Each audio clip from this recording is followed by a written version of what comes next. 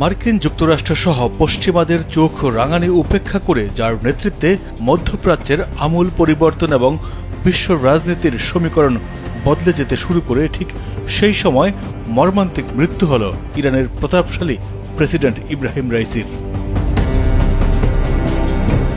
Helicopter দুর্ঘটনায় মুসলিম বিশ্বের শীর্ষস্থানীয় দেশ ইরানের প্রেসিডেন্ট ইব্রাহিম রাইসি ও পররাষ্ট্রমন্ত্রী আমির আবদুল্লাহিয়ান সহ হেলিকপ্টারের সকল আরোহীর মৃত্যুতে গভীর শোক ও তাদের রুহের মাগফিরাত কামনা করেছেন বাংলাদেশের বিভিন্ন ইসলামিক রাজনৈতিক দলের নেতৃবৃন্দ। খেলাফত মজলিসের আমির মাওলানা আব্দুল বাসিদ আজাদ ও মহাসচিব ডক্টর আহমেদ আব্দুল কাদের সোমবার এক যৌথ শোক বাণীতে বলেন, হেলিকপ্টার বিধ্বস্ত হয়ে ইরানের প্রেসিডেন্ট ইব্রাহিম রাইসি ও পররাষ্ট্রমন্ত্রী সহ গুরুত্বপূর্ণ ব্যক্তিদের মর্মান্তিকভাবে নিহতের ঘটনা ইরান ও ইরানি জনগণের জন্য একটি শোকাবহ ঘটনা। শোকবাণীতে নিহত সকলের প্রতি শোক জ্ঞাপন করেন এবং শোক সন্তপ্ত পরিবারের সদস্য ও ইরানি জনগণের প্রতি গভীর সমবেদনা জ্ঞাপন করেন। বাংলাদেশ মুসলিম লীগের নির্বাহী সভাপতি আব্দুল আজিজ হাওলাদার ও মহাসচিব কাজী আবুল খায়ের এক বিবৃতিতে বলেন, ইরানের প্রেসিডেন্টের মৃত্যুতে পুরো মুসলিম বিশ্বের সাথে বাংলাদেশের জনগণও শোকাহত।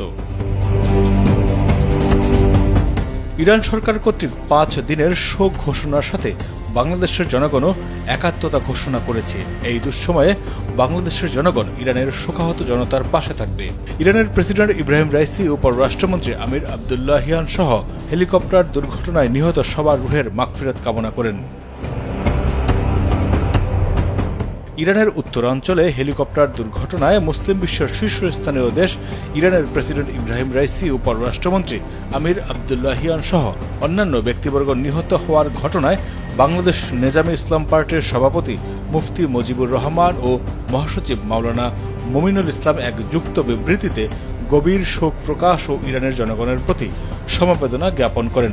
বিবৃতিতে বলেন, ইরানের শীর্ষ নেতাদের এমন মৃত্যুতে বিশ্ব রাজনীতির বিশেষত মুসলিম বিশ্বের অপূরণীয় ক্ষতি হয়েছে। বিবৃতিতে বলেন, ইরান শুধু মুসলিম বিশ্বের নয়, গোটা পৃথিবীর একটি প্রভাবশালী দেশ এবং ফিলিস্তিনি মুসলমানদের বিরুদ্ধে ইসরায়েলের সন্ত্রাসী হামলা ও হত্যাকাণ্ডের প্রতিরোধে সবচেয়ে বলিষ্ঠ ভূমিকা রেখেছেন ইরানের প্রেসিডেন্ট ও পররাষ্ট্রমন্ত্রী।